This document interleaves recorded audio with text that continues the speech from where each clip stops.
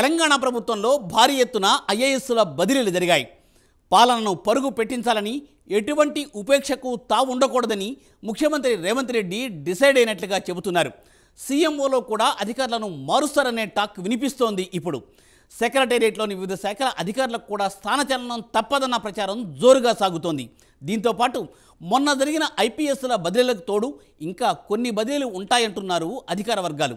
ఏది ఏమైనా రేవంత్ పాలనపై తన మార్కు చూపించాలని ఫిక్స్ అయ్యారని అంటున్నారు. దీనికి సంబంధించి మరింత సమాచారం ఈ స్టోరీలో.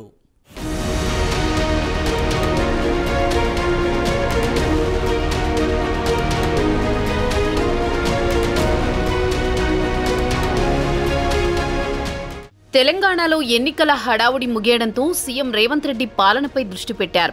తెలంగాణలో కాంగ్రెస్ ప్రభుత్వం కొలువుదీరి దాదాపు 6 నెలలు దాటిపోయింది. అయినా కొత్త ప్రభుత్వానికి ఇంకా పట్టు లభించలేదన్న టాక్ వినిపిస్తోంది. పరిపాలనాపరంగా ముఖ్యమంత్రి రేవంత్ తన మార్కు పాలన సాగించడం లేదన్న విమర్శలు వస్తున్నాయి. దీంతో తెలంగాణ ప్రభుత్వం ఆగమేఘాల మీద చడీ చప్పుడు కాకుండా పెద్ద సంఖ్యలో సీనియర్ ఐఏఎస్ అధికారులను తొలగించింది. వారిలో greater Hyderabad municipal commissioner Ronald rose కూడా ఉన్నారు.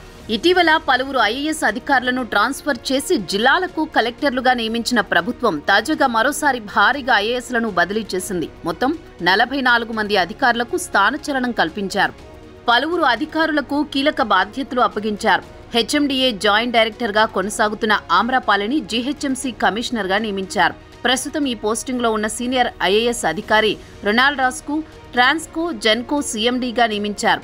ఇక ఐటీ మంత్రి శ్రీధర్ బాబు సతీమణి సీనియర్ ఐఏఎస్ అధికారిని శైలజ రామయ్యర్కు కొత్త బాధ్యతలు అప్పగించారు.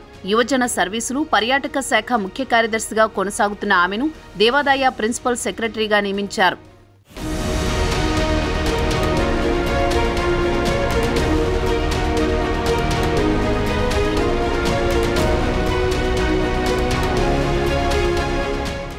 ఆర్థిక శాఖ ముఖ్య కార్యదర్శిగా సందీప్ సుల్తానియాను నియమించగా పశుసంవర్ధక శాఖ ముఖ్య కార్యదర్శిగా సవ్యసాచి ఘోష్కు అవకాశం కల్పించింది. సంజయ్ కుమార్కు కార్మిక ఉపాధి శిక్షణ శాఖ ముఖ్య కార్యదర్శిగా బాధ్యతలు అప్పగించింది.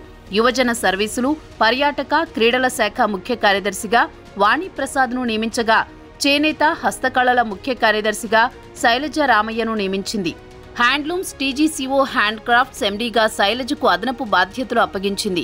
అహ్మద్ నదీం అటవీ పర్యావరణ శాఖలతో పాటుగా టీపీటీఆర్ఐ డీజీగా అదనపు బాధ్యతలు ఇచ్చింది. వాణిజ్య పన్నులు ఎక్సైజ్ ముఖ్య కార్యదర్శిగా రిజ్వీ, జీఏడీ ముఖ్య కార్యదర్శిగా సుదర్శన్ రెడ్డికి బాధ్యతలు అప్పగిస్తూ ఉత్తర్వులు వెలువరించింది.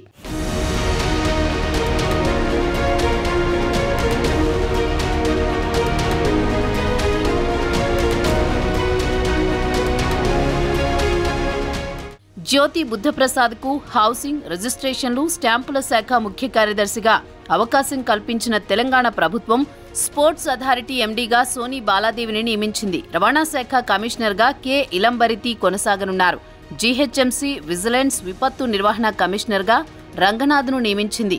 శ్రీదేవసేనను కళాశాల సాంకేతిక విద్యాశాఖల కమిషనర్గా కొనసాగించింది. హెచ్ఎండిఏ కమిషనర్గా సర్ఫరాజ్ అహ్మద్, సెర్ప్ సీఈఓగా ఉన్న డి దివ్యకు ప్రజావాణి నోడల్ అధికారిగా అదనపు బాధ్యతలు అప్పగించింది. హరిచంద్రను రోడ్లు భవనాల శాఖ ప్రత్యేక కార్యదర్శిగా నియమిస్తూ ఉత్తర్వులు జారీ చేసింది.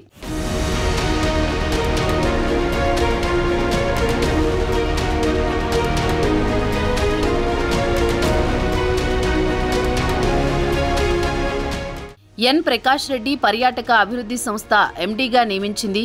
ఎస్సీ గురుకులాల కార్యదర్శిగా అలగ్ వర్షిని, గృహ నిర్మాణ శాఖ ప్రత్యేక కార్యదర్శి విపి గౌతమ్కు పురపాలక శాఖ డైరెక్టర్గా అదనపు బాధ్యతలు అప్పగించారు. ఉపాధి శిక్షణల శాఖ డైరెక్టర్గా కృష్ణ ఆదిత్యకు అదనపు బాధ్యతలు అప్పగించారు. జలమండలి ఎండీగా K Ashok Reddy, GHMC Khairatabad zonal కమిషనర్గా అనురాగ్ జయంతిని నియమించారు. ఐటీ ఉప కార్యదర్శిగా భవేష్ మిశ్రాను నియమించగా కాలుష్య నియంత్రణ మండలి కార్యదర్శిగా జి రవికి బాధ్యతలు అప్పగిస్తూ తెలంగాణ ప్రభుత్వం ఉత్తర్వులు జారీ చేసింది.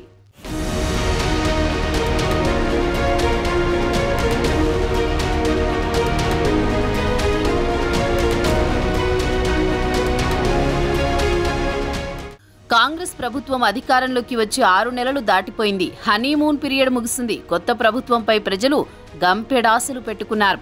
అధికారంలోకి రావడానికి పెద్ద పెద్ద హామీలు గుప్పించి అధికారం చేపట్టింది కాంగ్రెస్ సర్కార్.